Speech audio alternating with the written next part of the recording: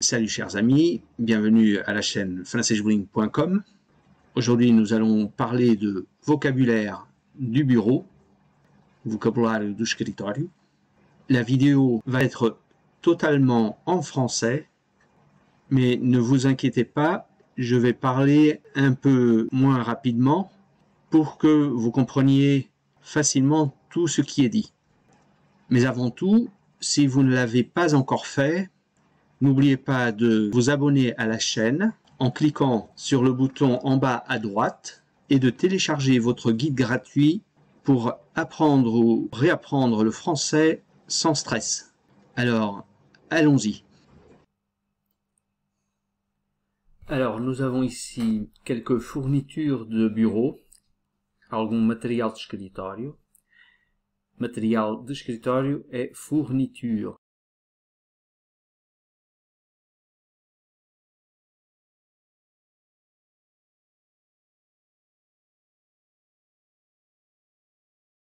É material de escritório.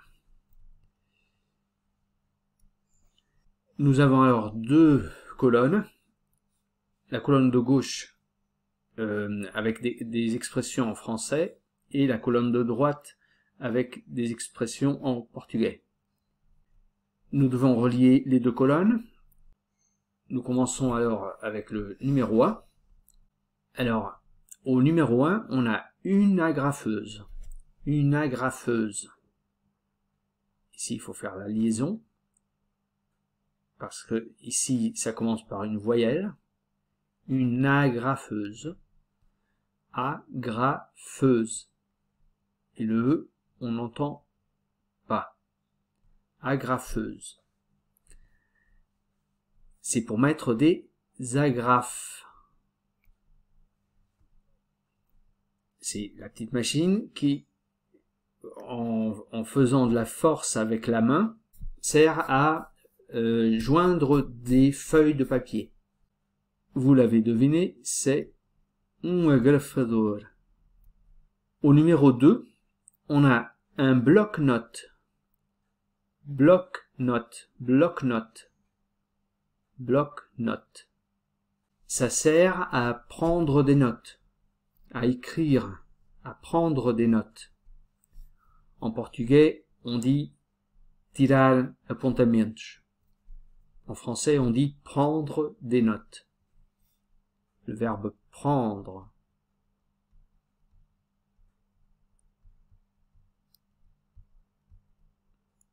Prendre des notes. Donc, ça, c'est un bloc de notas. Très bien. Au numéro 3, on a un trombone. Un trombone, c'est aussi un instrument de musique. Mais ici, ce n'est pas un instrument de musique, mais ça rappelle un instrument de musique. Ça a la même forme que le trombone. C'est une boucle allongée. C'est comme, je vais essayer de dessiner ici, c'est comme un trombone qui est plus ou moins comme ça. Un trombone. Et en portugais, c'est un clip. Au numéro 4, on a des ciseaux. Des ciseaux. Ciseaux. C'est toujours au pluriel quand on parle de ciseaux. Un instrument avec deux lames pour couper le papier, les feuilles de papier. Et on utilise toujours ciseaux au pluriel parce que un ciseau, c'est un autre instrument. Un ciseau, en portugais, c'est un cinzel. C'est un instrument en métal avec une lame au bout, très affûtée, pour enlever des bouts de bois. Donc ici, des ciseaux, ou on pourrait dire une paire de ciseaux, paire de ciseaux,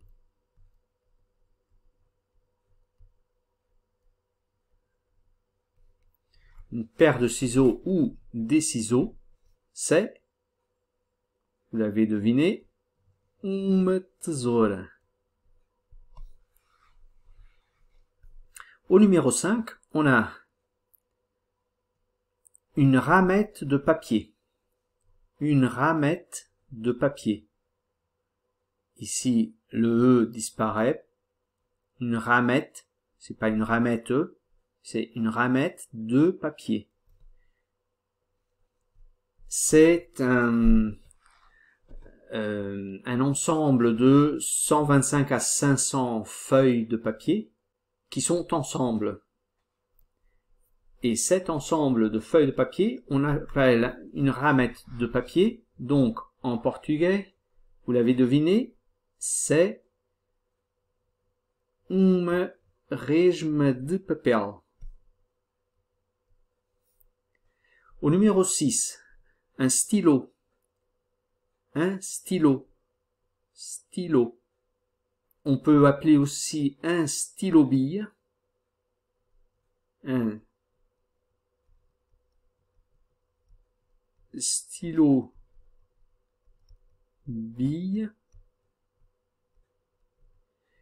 Ça sert à écrire sur le papier. Donc, c'est uma caneta. Très bien. Un stylo, c'est uma caneta. Mais un stylo-bille, c'est avec la bille. Une bille, c'est une sphère. Et uma sphère, c'est une sphère. Donc, un stylo-bille, c'est uma esferográfica. Un stylo-bille, c'est une esferográfica. Un stylo, c'est uma caneta. Au numéro 7, on a un surligneur. Surligneur. Ici, les lettres GN se lit mieux, comme en portugais, excusez-moi, comme en portugais, le NH, c'est pas très bien fait, essayez de faire mieux. Le NH en portugais, c'est nu. En français, c'est le GN qui fait le son mieux. Un surligneur. Dans surligneur, on a le préfixe sur qui signifie sobre. Sur. Et on a la racine du mot surligneur qui est le mot ligne. Ligne, c'est en portugais ligne. Sur la ligne, on marque ce qui est écrit sur la ligne. C'est un surligneur. En portugais, on appelle ça un marcador. Un surligneur. Au numéro 8, on a une imprimante. Attention, il faut faire la liaison. Une imprimante. Imprimante. Le E disparaît. Une imprimante. Et ça, bien sûr, en portugais, c'est uma impressora. Ça sert à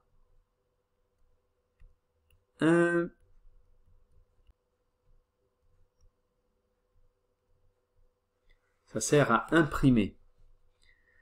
Au numéro 9, on a un bureau, et au numéro 10 aussi, on a un bureau. Mais ici, ces deux mots ont deux sens différents. Ça dépend du contexte. Il y a un d'eux, c'est un lieu, et l'autre, c'est un meuble. Le premier, c'est le lieu. On va au bureau pour y travailler. on se déplace au bureau. C'est un lieu, ça peut être le bureau en dehors de la maison. On va en voiture jusqu'au bureau. Ou ça peut être une pièce de la maison. Le bureau dans la maison. Et ça, c'est un escritório.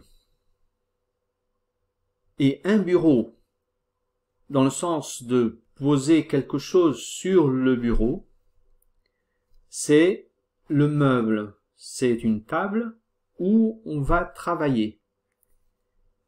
C'est un bureau. C'est, en portugais, uma secretaria.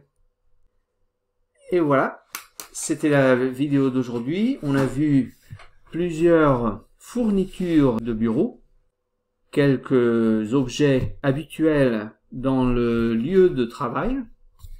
On a vu aussi un peu de phonétique, de prononciation. J'espère que vous ayez aimé cette vidéo. N'oubliez pas de la liker. Abonnez-vous aussi à la chaîne en cliquant sur le bouton rouge du côté droit. Et n'oubliez pas de télécharger votre guide gratuit pour apprendre ou réapprendre le français sans stress. Je vous laisse le lien en dessous de la vidéo dans la description. Alors à bientôt et bonne semaine.